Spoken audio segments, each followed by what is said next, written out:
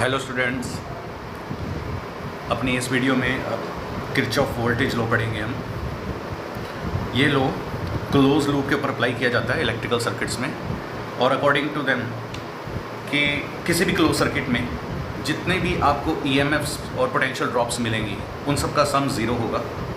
That means मैं ये कह सकता हूँ कि यहाँ आप स्टेटमेंट में देखिए, in any close loop of an electrical circuit sum of all the EMFs is equal to sum of all potential drop. यानी कि इसकी ईएमएफ, मान लो मैं इतना सर्किट लेता हूँ, ठीक है, क्लोज सर्किट, तो इसकी ईएमएफ यहाँ पोटेंशियल ड्रॉप जो हो रहा है और यहाँ जो पोटेंशियल ड्रॉप हो रहा है, ठीक है, इनके इक्वल होगा आपस में। इनके क्रॉस जो पोटेंशियल ड्रॉप हो रहा है और इनकी जो ईएमएफ्स का सम है वो आपस में क्या होंगे, इक्वल। या दूसरी स्टेटमेंट में हम ये भी कह सकते हैं कि sum of all the EMFs and potential drop across resistors is zero. ये भी एक स्टेटमेंट होती है। ओके, तो मैंने यहाँ पे इसे समझाने के लिए एक सर्किट यहाँ कंसिडर किया है। अब इस सर्किट को सॉल्व कैसे करना है? इस सर्किट को सॉल्व करने के लिए सबसे पहले तो हम करंट कंसिडर करेंगे, करंट की डायरेक्शंस कंसिडर करेंगे। तो मैं यहाँ पे जो करंट कंसिडर कर रहा हूँ, ये I1 करंट इस सर्किट में कंसिडर कर रहा हूँ जो कि क्लॉकवाइज है, और दूसरी तरफ I2 करंट है इस सर्किट में, ये भी क्लॉकवाइज है। ये आपकी अपनी मर्जी है कि आप एंटी क्लॉकवाइज कंसिडर करें या क्लॉकवाइज कंसिडर करें। आप एक क्लॉकवाइज एक एंटी क्लॉकवाइज कर सकते हो, दोनों क्लॉकवाइज कर सकते हो, या दोनों एंटी क्लॉकवाइज भी कर सकते हो। अकॉर्डिंग टू आंसर हमारे पास जो हमें करंट की डायरेक्शंस हैं वो पता चल जाएंगी। सो अभी मैंने यहाँ दोनों क्लॉकवाइज करंट कंसिडर किए हैं, ठीक है। मैं इन सर्किट के नेम दे देता हूँ यहाँ पे, A, B, C, D, E, F। और अब हमें क्लोज लूप कंसिडर करना है। क्लोज लूप, तो मैं सबसे पहले A, B, C, D consider करता हूँ। Close loop A, B, C, D, A, ठीक है। आप यहाँ से कोई भी लूप कंसिडर कर सकते हो। आप B से भी स्टार्ट कर सकते हो, B, C, D, A, B। आप कर सकते हो B, C, E, F, D, A, B। आप यहाँ से स्टार्ट कर सकते हो।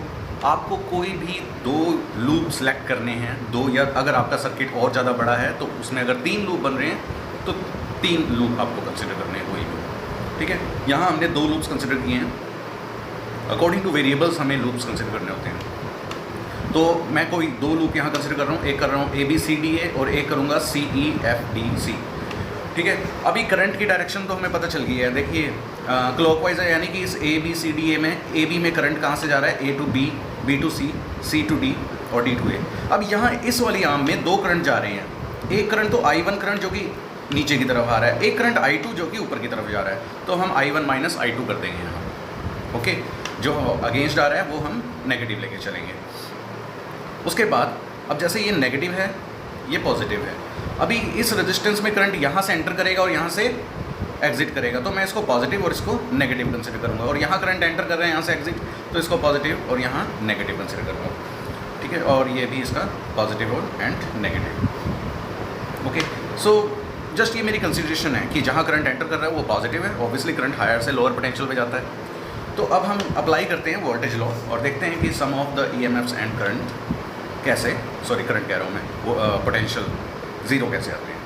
तो मैं यहाँ कोई भी एक रेफरेंस पॉइंट स्टार्ट कर रहा हूँ, A से स्टार्ट कर रहा हूँ। तो A से B तक गए हमें, तो हमें यहाँ EMF कितनी मिली, 20, ठीक है। सो VA हमें कितनी मिली है, वोल्टेज 20। इसका साइन पॉजिटिव होगा क्योंकि आपने ये देखना है कि बाहर जाते वक्त कौन सा साइन आपको मिल रहा है, कौन सा टर्मिनल आपको मिल रहा है। जैसे मैं यहाँ से जब सपोज करो कि मैं A to B मूव कर रहा हूँ, तो मुझे कौन सा टर्मिनल मिला, पॉजिटिव, तो मैंने यहाँ पे +20 लिखा। उसके बाद B to C जाते वक्त यहाँ से I1 करंट फ्लो कर रहा है और रेजिस्टेंस है 5, तो वोल्टेज कितनी बन जाएगी, 5 × I1, और साइन आएगा माइनस का।